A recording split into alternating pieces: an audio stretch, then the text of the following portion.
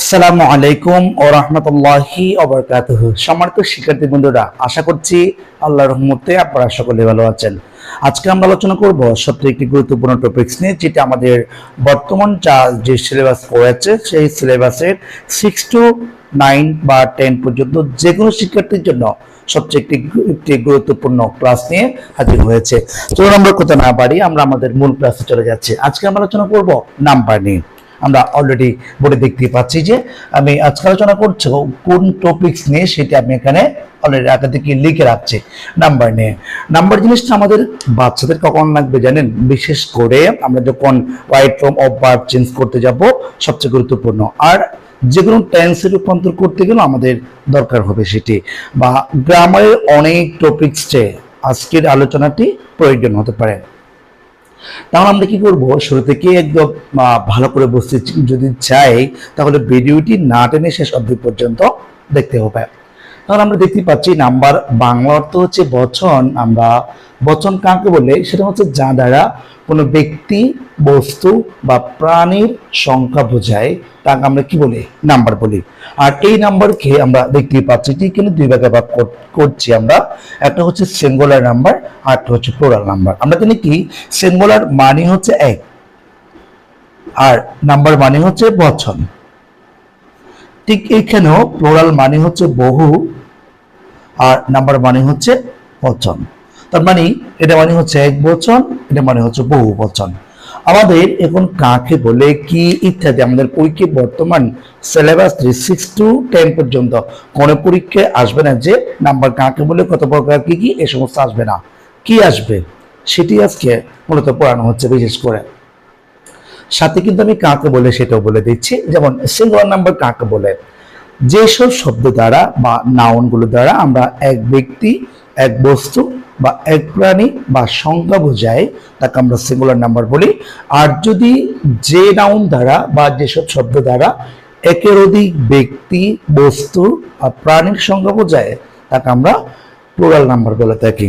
আমরা আজকে দেখব বিশেষ করে এই নাম্বার চেঞ্জের যে নিয়মগুলো আছে সেগুলো। কেন আমাদের রাইট ফর্ম অফ ভার্বস এর মধ্যে বিশেষ করে যে একটা নিয়ম আছে, সাবজেক্ট যদি থার্ড পারসন সিঙ্গুলার নাম্বার হয় মূল ভার্বের শেষে এস বা ইএস যোগ হবে। কিন্তু মূল বিষয় হচ্ছে কখন এস হবে, কখন ইএস হবে। আজকের ক্লাসের মূল উদ্দেশ্য ওইটি, ঠিক আছে? তো আমরা প্রথমত দেখে নিব যে আমরা এক নাম্বার যে নিয়ম আছে, এক নাম্বার নিয়মটা জানি কি, সাধারণত আমরা কতগুলো নাউনের শেষে এস যোগ করে কি করতে পারি? সাধারণত কতগুলো নাউনের শেষে আমরা এস যোগ করে প্লুরাল করতে পারবো। কতগুলো নাউনের শেষে, ঠিক আছে? নাউনের শেষে এস যোগ করে কি করব? প্লুরাল করব।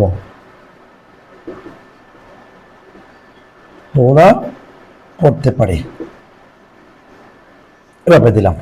বা সাধারণত কতগুলো নাউনের শেষে আমরা কি যোগ করে, এস যোগ করে সিঙ্গুলার থেকে আমরা কি করতে পারি? প্লুরাল করতে পারি।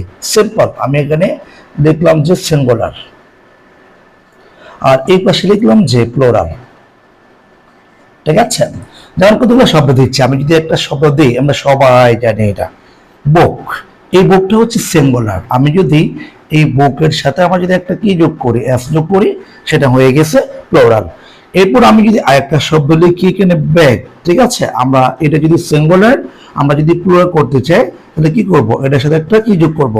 এস যোগ করব। আমি যদি আরেকটা শব্দ লিখি পেন, আমি যদি এটা হচ্ছে সিঙ্গুলার, আমরা এটার সাথে আমি যদি কি যোগ করি? এস যোগ করে আমরা কি করব? এখন এই শব্দগুলো হচ্ছে সিঙ্গুলার আর এই শব্দগুলো হচ্ছে প্লুরাল। বিশেষ করে আজকের ক্লাসের মধ্যে আমরা এই পার্থক্যটা দেখে নেব যে কখন এস হবে, কখন এস হবে। আর এখানে প্রথম যে নিয়মটা বলছি, এই নিয়মটা হচ্ছে সচরাচর সাধারণ নিয়ম। এরপর আমরা যাব ক্রমান্বয়ে ব্যতিক্রম নিয়মগুলোর কাছে। 2 নম্বর নিয়মে আমরা দেখে নেব যে আমাদের যদি কখনো মানে যে এই নিয়মটি 2 নম্বর নিয়মটি আমাদের জন্য গুরুত্বপূর্ণ। যেমন 2 নম্বর নিয়ম, 2 নম্বর নিয়মে যদি কখনো কোনো সময় কোনো নাউনের শেষে বা শব্দের শেষে বা সিঙ্গুলার নাউনের শেষে যেমন কি কি থাকে, এস থাকে, অথবা ডাবল এস থাকতে পারে, এরপরে সিএইচ থাকতে পারে, এরপরে এসএইচ থাকতে পারে, অথবা এইচ থাকতে পারে, অথবা জেড থাকতে পারে। যদি এই শব্দগুলো খুঁজে পান, আমরা এটা দেখে আমরা কি করব, সিঙ্গুলার থেকে প্লুরাল করার সময় দুটো জিনিস দেখব। একটা হচ্ছে এগুলা যদি কখনো কোনো শব্দের শেষে খুঁজে পান, আর উচ্চারণ করার সময় যদি আপনার ক বা দন্ত স, যেমন এখানে ক এর মতো উচ্চারিত হয়, আপনাকে সিঙ্গুলার থেকে প্লুরাল করার সময় এস যোগ করতে হবে। 2 নাম্বার, যদি কখনো ক এই যে চ বা দন্ত স, চ বা দন্তের স্বর মতো উচ্চারিত হয়, আপনাকে কি যোগ করতে হবে, ইএস যোগ করতে হবে, ইএস যোগ করতে হবে। এখন জিনিসটা কি একটু ক্লিয়ার করে বুঝিয়ে দিচ্ছি। ধরুন আমরা এইখানে কতগুলো সিঙ্গুলার শব্দ লিখব, সেগুলো আপনাকে কি করব, প্লুরাল করে দেব। মনে করেন এগুলো এটা সিঙ্গুলার, এই পাশে হচ্ছে প্লুরাল। আমি একটা শব্দ লিখলাম, যেমন এই শব্দটা আমরা সবাই জানি, বস। আচ্ছা, আমরা যখন বস শব্দটা উচ্চারণ করলাম, উচ্চারণটা কেমন হলো? আর আমরা দেখতে পাচ্ছি যে এই শব্দ শেষে কি আছে, ডাবল এস আছে, যেমন এইটা আছে। আর উচ্চারণটা কেমন হচ্ছে, চ বা দন্তের স্বর মতো, এই যে বস বলেছি আমরা। তখন এই শব্দটা আমরা সিঙ্গুলার থেকে যখন প্লুরাল করব, আগের মতো আমরা কখনো কি যোগ করতে পারবো না, আমরা কখনো এস যোগ করে সিঙ্গুলার থেকে প্লুরাল করতে পারবো না। তাহলে কি করতে হবে, এটার সাথে আমরা ইএস যোগ করব। তার মানে বুঝতে পারলাম যে এখানে ডাবল এস থাকার কারণে আমরা সিঙ্গুলার থেকে প্লুরাল করার সময় কি যোগ করেছি, ইএস যোগ করেছি। আরেকটা শব্দ যদি আমি আপনাদের দেখাই, যেমন বক্স, এটা। এখন আমরা যদি বলি বক্স, এটা সিঙ্গুলার থেকে যদি প্লুরাল করতে চাই, যেহেতু বক্স বলেছি আমরা, উচ্চারণটা যেহেতু চ বা দন্ত স্বর মতো হচ্ছে, আমরা কি করব, সিঙ্গুলার থেকে প্লুরাল করার সময় ইএস যোগ করব। এরপরে আমি যদি আরেকটা শব্দ আপনাদের দিই, যেমন আরেকটা শব্দ আমরা দেখতে পাচ্ছি, যেমন BRANCH, ব্রাঞ্চ। সিএইচ এর উচ্চারণটা একটু ব্যতিক্রম আছে, আমি আপনাদের একটু বলেছি। যেমন এখানে সিএইচ আছে, এই সিএইচ উচ্চারণ দুইটা হয়, একটা ক এর মতো উচ্চারিত হতে পারে, আর একটা চ বা দন্তের স্বর মতো উচ্চারিত হতে পারে। যদি কখনো কোনো সময় ক এর মতো উচ্চারিত হয়, আমরা তো এখানে অলরেডি বলেই দিয়েছি, এস যোগ করব। আর যদি ক বা যে চ বা দন্তের স্বর মতো উচ্চারিত হয়, আমরা ইএস যোগ করব। তাহলে এখন বলেন তো, আমরা যে ব্রাঞ্চ বলেছি, এখন কিসের মতো উচ্চারিত হচ্ছে, চ এর মতো। আমরা কি করব, এটা সিঙ্গুলার থেকে যখন প্লুরাল রূপান্তর করব, তখন হবে ব্রাঞ্চেস। তার মানে আমরা কি যোগ করলাম, ইএস যোগ করলাম। এরপরে সেই আরেকটা শব্দ আমরা যদি আরেকটা আপনাদের শব্দ দিই, যেমন ক্লাস, CLASS, ঠিক আছে। এখন এই শব্দটা আমরা সিঙ্গুলার থেকে পুরো করতে যাই, ডাবল এস আছে, উচ্চারণটা এস এর মতো উচ্চারিত হচ্ছে। আমরা কি করব, এটাকে যদি কি করতে যাই, সিঙ্গুলার থেকে পুরো রূপান্তর করতে যাই, আমরা ইএস যোগ করব। এরপরে আমরা আরেকটা শব্দ দেব, ব্যতিক্রমটা দেখাচ্ছি। ব্যতিক্রমটা হচ্ছে, আমরা যদি বলি স্টোমাক, ঠিক আছে। এখন আমরা এই স্টোমাক, এটা যদি উচ্চারণ করতে যাই, আমাদের সিএইচ এর উচ্চারণটা ক এর মতো হচ্ছে। যদি ক এর মতো উচ্চারিত হয়, আমরা এটা শেষে কি যোগ করব, এস যোগ করব। অর্থাৎ যদি ক বা মানে আমাদের এটা উচ্চারণটা হচ্ছে ব্যতিক্রম, চ বা দন্তের স্বর মতো উচ্চারিত হলে আমরা ইএস যোগ করব। আর যদি ক এর মতো উচ্চারিত হয়, আমরা এস যোগ করব। ঠিক আছে, আমরা এখন 2 নাম্বার নিয়ম দেখলাম। এরপরে আমরা যাব 3য় নাম্বার নিয়মে। আমাদের 3য় নাম্বার নিয়মগুলো সবচেয়ে গুরুত্বপূর্ণ, একটু খেয়াল করবেন। ক্লাস যদি বড় হলেও শেষ অবধি পর্যন্ত দেখার জন্য বিশেষভাবে অনুরোধ করছি। 2 নম্বরে আমরা আমাদের নিয়ম দেখব যে যদি কখনো কোন একটা সিঙ্গুলার নাউনের শেষে ওয়াই থাকে, ওয়াই থাকবে, তবে তার আগে একটা কথা বলে দিচ্ছি। যেমন আমরা জানি কি ইংরেজিতে অ্যালফাবেট আছে, যেমন অ্যালফাবেট আমরা যেটা জানি অ্যালফাবেট, অ্যালফাবেটের কয়টা, 26টা। এই 26টিকে আমরা 2 ভাগে ভাগ করতে পারি, একটা হচ্ছে ভাওয়েল আর একটা হচ্ছে কনসোনেন্ট। ভাওয়েল হচ্ছে 5টি আর কনসোনেন্ট হচ্ছে 21টি। কনসোনেন্ট হচ্ছে কতটি, 21টি। এই ভাওয়েল গুলো কি কি, 5টি। আমাদের অবশ্যই মুখস্থ রাখতে হবে, কারণ এই নিয়মে লাগবে, এই জন্য বলছি। কি কি আছে, এ ই আই ও ইউ, মানে এই 5টি বর্ণ হচ্ছে ভাওয়েল। এগুলো সর্বদা ইংরেজিতে যে কোনো জায়গায় নিজের অধিকারত্ব বজায় রাখার জন্য চেষ্টা করে, মানে অন্য কোনো কিছু কারো কি হচ্ছে না হচ্ছে এসব দেখে না, শুধু নিজের অধিকারত্ব বজায় রাখার জন্য সার্বক্ষণিক চেষ্টা করে। তা আমরা এখন দেখলাম যে বাউল দেখতে পাচ্ছি 5টি, আর এখানে কনসোনেন্ট দেখতে পাচ্ছি আমরা 21টি। তখন এখন বাউলগুলো কি মনে রাখবো? এ, ই, আই, ও, ইউ, আর এই 5টি ব্যতীত বাকি সবগুলো হচ্ছে কনসোনেন্ট। তাহলে আমাদের এখন কি করব? আমাদের যে নিয়মটা এখন আমরা আলোচনা করছি সেটা হচ্ছে, যদি কখনো কোন একটা সিঙ্গুলার নাউনের শেষে ওয়াই থাকে, ওয়াই এর পূর্বে যদি আমাদের কি হয়, যে যেমন আমি দুটো শব্দ লিখি আপনাদের বোঝানোর সুবিধার্থে, একটা হচ্ছে স্টোরি আর একটা হচ্ছে বয়। একটু ভালো করে খেয়াল করলে ভালো হয়। যেমন এই দুটো শব্দের ক্ষেত্রে আমি একটু মুছে লিখি, আপনাদের নিয়মগুলা আমি মুখে বলে দিচ্ছি। যেমন একটা লিখলাম বয়, আর একটা লিখলাম স্টোরি। স্টোরি, ঠিক আছে, দুটো শব্দ লিখলাম। এই দুটো শব্দ হচ্ছে সিঙ্গুলার, আর এগুলোকে আমি কি করব? প্লুরালে রূপান্তর করব। করতে গেলে কেমন হবে? যেমন আমি এখানে বললাম যে এই শব্দ শেষে, দুইটা শব্দ শেষে কি আছে আমাদের? যে ওয়াই আছে, ওয়াই আছে, দেখতে পাচ্ছি ওয়াই আছে।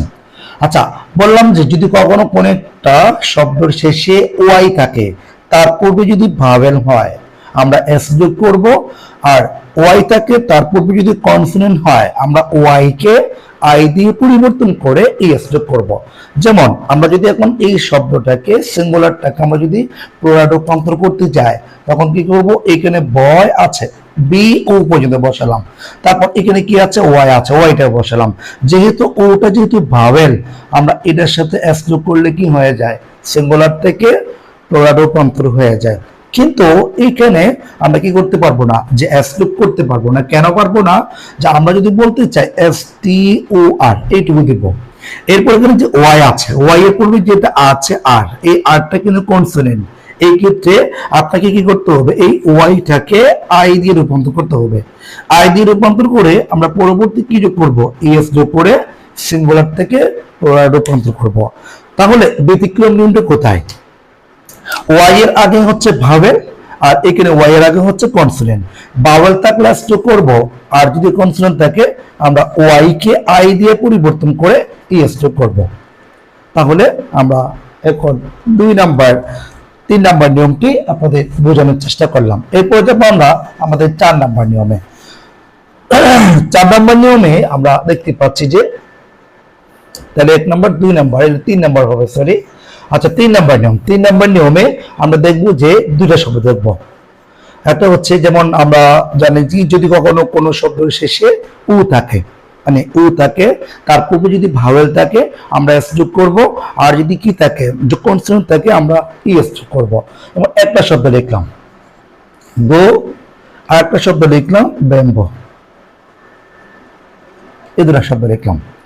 এখন এই শব্দটা হচ্ছে সিঙ্গুলার, আমরা সিঙ্গুলার থেকে কি করব? প্লুরালে রূপান্তর করব। যেমন আমি যদি একটু ক্লিয়ার করে বোঝানোর চেষ্টা করি, যেমন একটু খেয়াল করবেন, এইখানে আমরা লিখলাম সিঙ্গুলার, আর এই পাশে লিখবো প্লুরাল। বাক মানে আমরা নিয়ম মুখস্থ করাচ্ছি, এটা বুঝে নেওয়াটা অনেক গুরুত্বপূর্ণ মনে করছি, এই জন্য আমি নিয়মগুলো লিখছি না। যদি কখনো কোনো শব্দের শেষে উ থাকে, যেমন আমরা এখানে মনে করে ডো করতে পারবো বা গু করতে পারবো, অথবা আমরা এই পাশে লিখতে পারবো ব্যাম্বো, ঠিক আছে, ব্যাম্বো। এখন এই শব্দটা আমরা সিঙ্গুলার থেকে যদি প্লুরাল রূপান্তর করতে যাই, এখানে ডি ও আছে, ডো করলাম।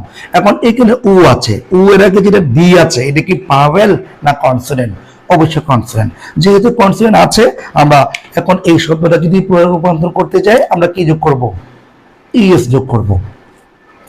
কিন্তু এটাকে যদি আমরা করতে চাই টিকটক যোগ আমরা গোস করব। কেন? আমরা এস যোগ করলাম। কেন? এই যে ও আছে তার পূর্বে কি আছে? কনসোনেন্ট। এখানে ও আছে তার পূর্বে কি আছে? কনসোনেন্ট আছে, এই জন্য আমরা কি করব? যে ইএস যোগ করব। কিন্তু এই যে পরবর্তী যে শব্দটা আছে, এখান থেকে আমরা দেখব যে শব্দটা শেষে ও আছে, তার পূর্বে আরেকটা ও আছে, আমি উ দেখবো একটা, তুলে দেখবো না, যেহেতু ও একটা আছে তার পূর্বে ও আরেকটা আছে, এটি হচ্ছে ভাওয়েল। সেক্ষেত্রে আমরা কি যোগ করবো? ইএস করবো না, ইএস যোগ করতে হবে। তার মানে আমরা যেটা যদি কি করতে যাই, সিঙ্গুলার থেকে প্লুরাল রূপান্তর করতে যাই, আমাদের এস যোগ করতে হবে। কেন এস যোগ করতে হবে? কোন একটা শব্দ শেষে ও আছে, তার পূর্বে ভাওয়েল আছে, সেজন্য আমরা কি করলাম, যে এস যোগ করলাম। এরপরে আমরা পরবর্তী আমরা এখন কি করব, আমাদের 4 নাম্বার নিয়মে চলে যাব। 4 নাম্বার নিয়মটি খেয়াল করবেন মনোযোগ সহকারে। 4 নাম্বার নিয়মে আমরা দেখে নিব যে যদি কখনো কোন একটা শব্দের শেষে কি কি থাকবে, আপনার এফ থাকবে, আরেকটা হচ্ছে ইএফ থাকবে, আরেকটা হচ্ছে এফ ই থাকবে। কি কি বলেছি? একটা হচ্ছে এফ, আরেকটা ইএফ, আরেকটা হচ্ছে এফ ই। যদি কখনো কোন একটা শব্দ শেষে এই শব্দগুলো বা এই বর্ণগুলো আমরা খুঁজে পাই, সেক্ষেত্রে আমরা এটাকে যদি সিঙ্গুলার থেকে প্লুরাল রূপান্তর করতে যাই, এই শব্দগুলোর পরিবর্তে আমাদের কি করতে হবে? বিইএস যোগ করতে হবে। যেমন আমি একটা শব্দ দিলাম, যেমন নাইফ, এখানে কি আছে? ইএফ আছে। আমরা এটাকে সিঙ্গুলার থেকে যদি প্লুরাল রূপান্তর করতে যাই, কে এন আই ই, এখানে কি করব, যে আই পর্যন্ত বসাবো। ইএফ এর পরিবর্তে আমরা কি করব? বিইএস যোগ করব। যেমন আমি যদি আরেকটা শব্দ আপনাদেরকে দিই, যেমন ওয়াইফ, এখানে কি আছে? এফ ই আছে। আমরা এটাকে যদি সিঙ্গুলার থেকে যদি প্লুরাল রূপান্তর করতে যাই, তাহলে কি করব? এখানে কি কি আছে? যে ডব্লিউ আই এফ ই পরিবর্তে আমরা কি করব? বিইএস যোগ করব। তার মানে এখন এই শব্দগুলো হচ্ছে সিঙ্গুলার, এগুলো হচ্ছে প্লুরাল। তারপর আমরা কি করব? দেখুন পরবর্তী আমাদের যে ব্যতিক্রম যে কতগুলো নিয়ম আছে, নিয়মগুলো একটু দেখছি। আবার অনেক সময় দেখা যাচ্ছে যে আমাদের কি করা যায়, যে মানে কখনো কোনো অনেক সময় আমরা ভাওয়েল পরিবর্তন করেও আমরা সিঙ্গুলার থেকে প্লুরাল রূপান্তর করতে পারি। যেমন আমরা একটা শব্দ দিলাম যে ম্যান, একটা শব্দ দিলাম ম্যান, এই ম্যানটা হচ্ছে সিঙ্গুলার। এখান থেকে যে মাঝখানে যে ভাওয়েল আছে, এই ভাওয়েলটা পরিবর্তন করেও আমরা কি করতে পারি, যে সিঙ্গুলার থেকে প্লুরালে আমরা রূপান্তর করতে পারি। তাহলে কি করলাম, আজকে আমরা আপনাদের যে গুরুত্বপূর্ণ যে কি আছে, গুরুত্বপূর্ণ যে নিয়মগুলো আছে, যেগুলো আমাদের শিক্ষার্থীদের জন্য সবচেয়ে গুরুত্বপূর্ণ, সেই নিয়মগুলো আপনাদের দেখানোর চেষ্টা করলাম। ক্লাস যদি ভালো লাগে অবশ্যই অন্যের মাঝে শেয়ার করার জন্য বিশেষভাবে অনুরোধ করছি।